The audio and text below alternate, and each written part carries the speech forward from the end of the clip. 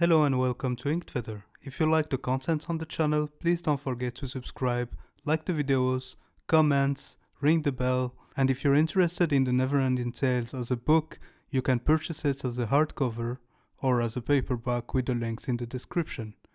Thank you. The Neverending Tales, Chapter 7, Anima Trinity. A child was playing by the sea as the star shining upon his world was falling down under the never-ending trail of the horizon.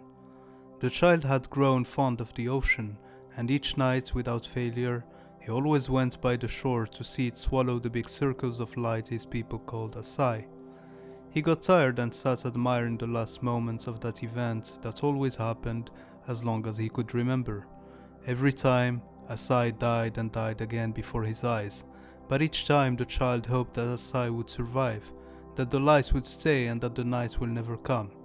The child never liked the night, he never liked the darkness that it brought and the fears that always lurked around it.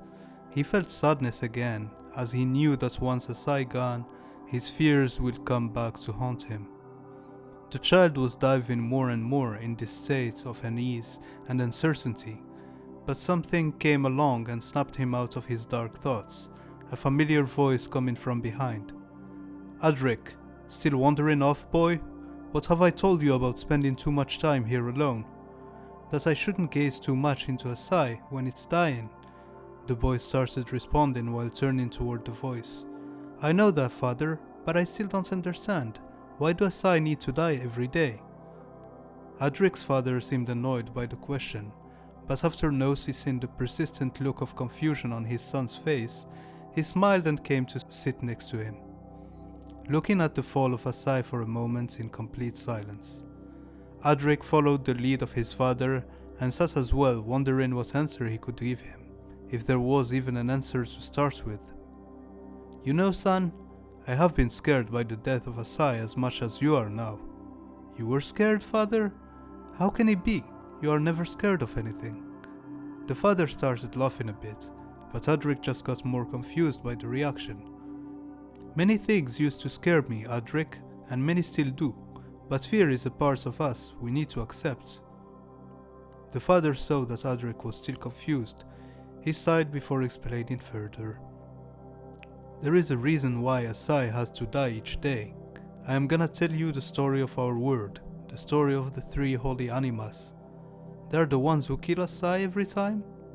Trust me, they have to do it for the sake of all of us. Now hush, boy, and hear the story until the end." Anima is one of the most peculiar words of all the Erasmus. At its origin, it was but a huge sea with no life, an ocean of salted water only inhabited by rocks. Anima was no regular word though.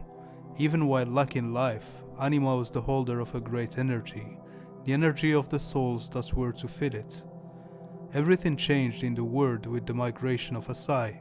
Asai was one of the primary beings to inhabit the Erasmus.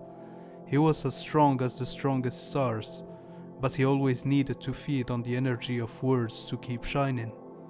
After destroying countless planets, Asai was heading for Anima.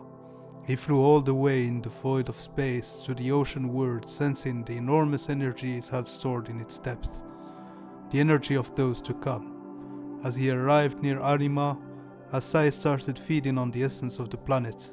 The ocean became unbalanced, and for the first time, land appeared on this world. Asai was finally able to stop its long flight and to take rest on the newly formed ground.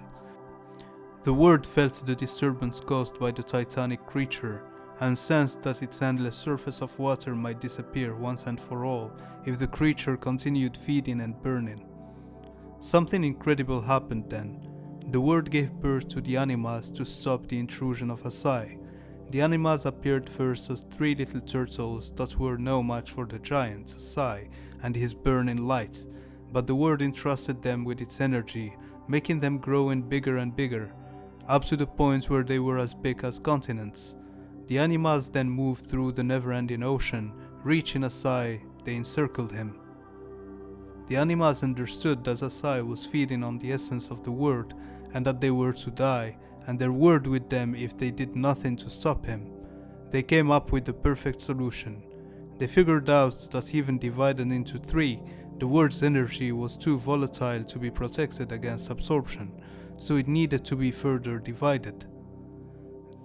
The animas opened gateways on their back that connected their word to other words. They pierced the void of space with their channels of light and spread all the way to the stars beyond.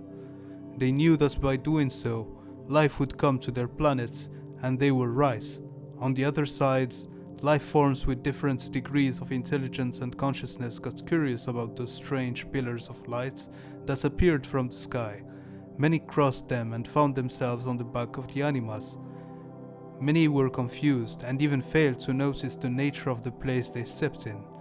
People started crossing, taking with them everything that they cared for to this new world, and soon enough, life spread on the back of the giant turtles. The new inhabitants of Anima felt that something was wrong with their new home. They were feeling weaker and weaker with every day that passed.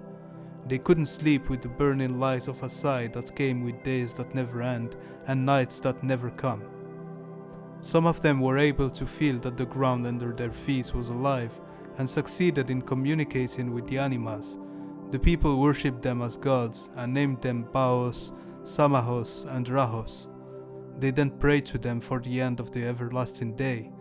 The prayers of the inhabitants of Anima intensified the energy of the word, and the animas finally sealed Asai. They then asked the humans if Asai should die, and most of them agreed without question, but not the children. The children couldn't hate Asai and the warmth he gave them. A compromise was finally made. Asai was to stay the day to shine, and would receive some of the energy of the word, but at night he would have to fall into the ocean and return that energy. So Asai is still alive, right, father? Adric asked a little while after the end of the story.